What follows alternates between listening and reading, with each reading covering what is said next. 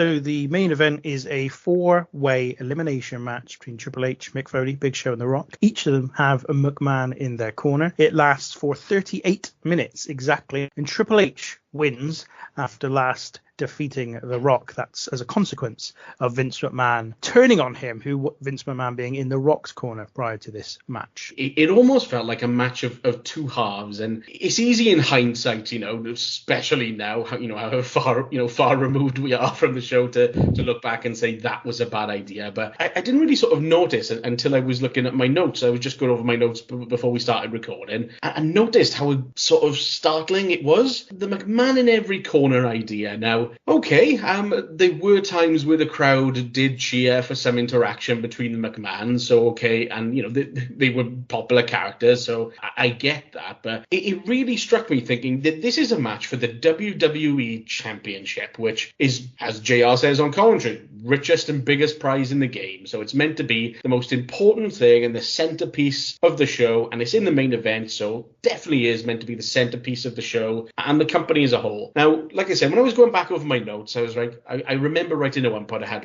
Vince did this, Shane did this, Vince did, and then I was thinking, right, okay, I've got lots of stuff about the McMahons, yeah, stuff about McMahons, more stuff about McMahons. I'm thinking, there's a WWE Championship match going on in the ring, and all they could do was focus on the McMahon stuff on the outside, and it really took away from the match. And again, I keep coming back to the most important prize in the game, and it didn't feel like it. And then in hindsight, I really do think that the McMahon in every corner idea was a really bad one. Not only that, but like I said, going back to what I said about the match being of two halves, it was a mistake as well, I think. And God bless Mick Foley, but not only was it a mistake to have him in the match, it was damn sure a mistake to have the Big Show in the match as well. Because I really was not liking this match one bit for a good half of it, thinking this is really bad. And then as soon as Mick Foley and Big Show had been eliminated, it was almost like a switch happened. As soon as it was just Triple H and The Rock, it felt a hell of a lot better. And the match quality improved, it flowed better, and I just thought, how different could this have been had they just gone with Triple H, Rock, one-on-one? The match result, I mean,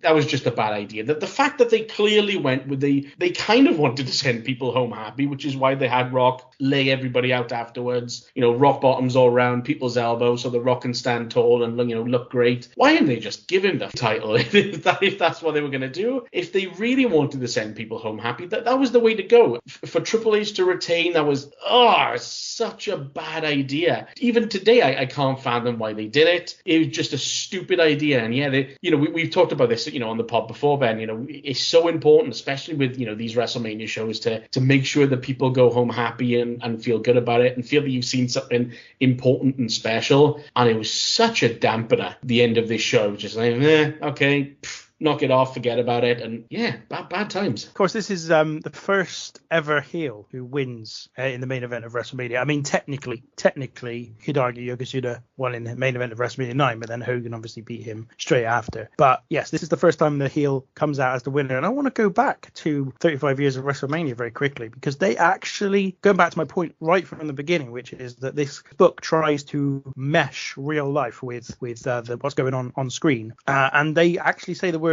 "This outcome stunned the crowd, as it was the first time in WrestleMania history that the show closed with the heel winning the championship."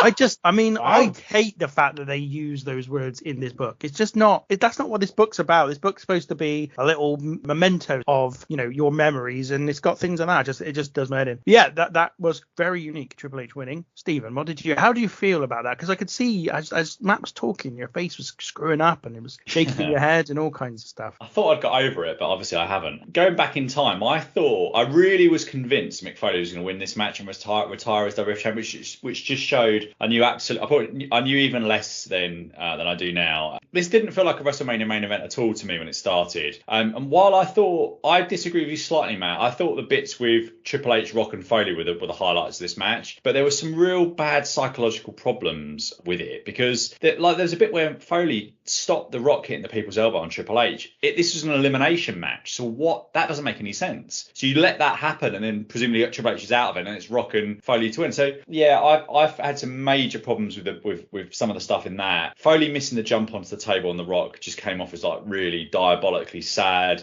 JR did his best to sell Foley's elimination, and it did draw some boos, but this was so cheap compared to what they did a month earlier. And just like when I watched it 23 years ago, I thought the final bit with Rock and Hunter dragged so much. The McMahon's reuniting was awful, especially given that Vince had attacked Hunter earlier, Shane had attacked Vince. Just nonsense, so WCW. Just, and again, avoiding giving people the happy ending on the biggest show of the year. And this was just a major miss in terms of a WrestleMania main event. Yeah, I didn't feel quite as down on it as you, but I do get your point. There's lots of weird stuff, like, as you say, at one point Vince attacks Triple H in the match. When you know what happens at the end, what sense does that make? Yes, as you say, Vince and Shane properly go at it, properly fight it out. You can understand if Vince is doing this without anybody else knowing, but then again, why is he attacking Triple H? It just doesn't flow at all. Doesn't make sense. Very Russo. Yeah, but Russo's not there anymore. No, he's not. He hasn't been there for what? It's a bizarre. Months? Yeah, it's bizarre. Not only that, but I feel like the reason they did this was less to do with Triple H retaining and more to do with the McMahons and positioning the McMahons again as the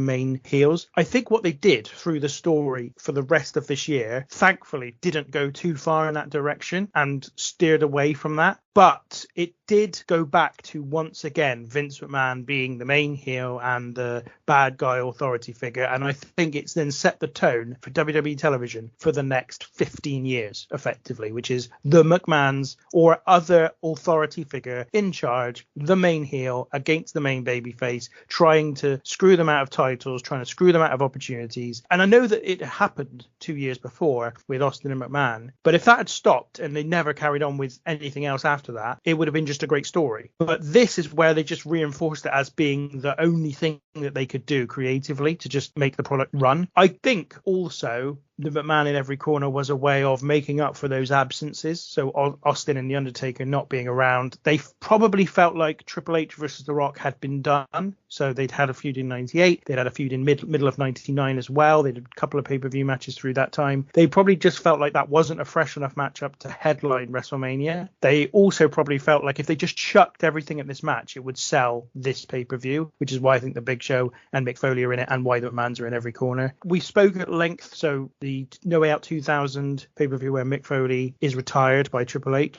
that is reviewed in our archive, so you can listen to that. We talked at length about how Mick Foley should not have sullied his retirement by coming back 40 days later to compete in the main event of WrestleMania. Really stupid idea. And I know he still did retire technically for a while after this, but still, that was the stipulation of that match. You don't want to mess with that. If for no other reason you want people to continue to believe that you will have someone retire if they lose in a retirement match in the future. As I said, I didn't mind the match so much. I thought the match was quite good and quite entertaining, but the end was just silly and there were lots of plot holes. It's certainly not a absolute choice WrestleMania main event, and it probably should have been given who was involved. It probably should have just been Triple H Rock in the main event. They do headline the next two pay-per-views and have a couple of absolute crackers with each other, so they probably should have just gone in that direction. That's why I'm surprised that they didn't go with Triple H and Rock, as the main event anyway, because like you said, that they did have some really good matches, over the coming months. So it was a surprise that they didn't. And yeah, I agree with what you said as well, Stephen.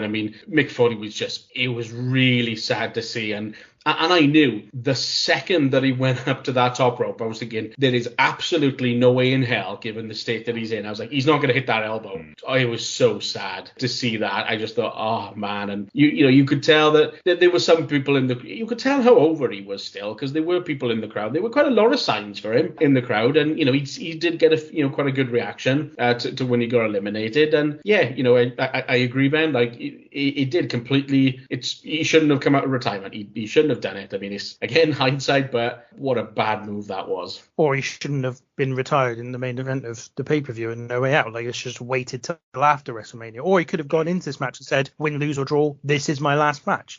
Any of those things would have worked. But it screams for me of cheap selling of pay-per-views to say, oh, this is your last chance to see Foley potentially, so you must watch it. And then, he loses. Oh, but now we're going to have another match anyway. So it wasn't your last chance. It's just, you don't swerve your own fans in that way. I just think that's silly. It's bad PR ultimately, and it just is never going to do anything for your product. Thankfully, thankfully, for WWE's sake, they were massive at the time and can do no wrong. But you don't want to mess with that too much. And the other thing is Mick Foley here, 34 years old. Imagine someone retiring at 34 years old these days. Like, it just wouldn't happen. To your point, Matt, about previous Foley matches that we've covered in the last few weeks, his style obviously meant that this was something he had to do, really. He just couldn't keep doing what he did. And in fairness, I think if he'd have cut out the hardcore elements of his work, I think it would have been a pretty sad time anyway. Like, he just wasn't really, I'm not saying he couldn't wrestle at all, but if you watch any of the matches where all he does is wrestle, you can see why it would have been a bit of a sad thing to see him trying to do matches that were just in the ring 100%. Like, there's a match at No Mercy 99 against Val Venus. It's just a straight wrestling match, and it's just boring. It's terrible. And it's because he's sort of obviously already starting to try and withdraw from being the guy that does all the crazy stuff. So unbelievable, really. 34. I'm still taken aback. Did you say he wrestled Val Venus on pay-per-view? Yeah, they were. Well, I mean, I think it was a goodwill attempt to see if they could get Val Venus over as a heel and push him up the card. Didn't work. But, it was a B level. It was a B level pay-per-view, and there's nothing wrong with giving it a go, I don't think. And it didn't work.